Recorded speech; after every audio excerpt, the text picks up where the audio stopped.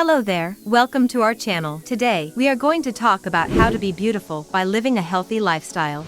Beauty starts with you and your body. The first step in achieving beauty is by taking good care of your physical health. It's all about having a healthy and balanced diet.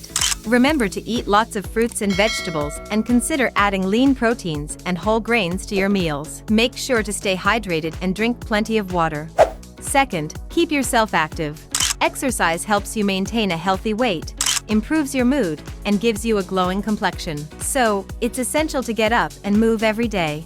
Third, take care of your skin. Use sunscreen, moisturize, and treat it gently. Your skin is the largest organ and it needs love and care. Fourth, get enough sleep. Lack of sleep causes dark circles, puffy eyes, and dull skin. So, it's vital to get enough rest to keep your skin looking fresh and rejuvenated. Lastly, take care of your mental well-being.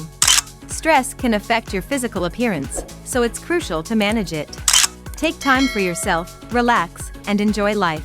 In conclusion, being beautiful is all about the choices you make. It's about taking care of yourself, both inside and out. Thank you for watching, and don't forget to subscribe to our channel for more beauty and lifestyle tips.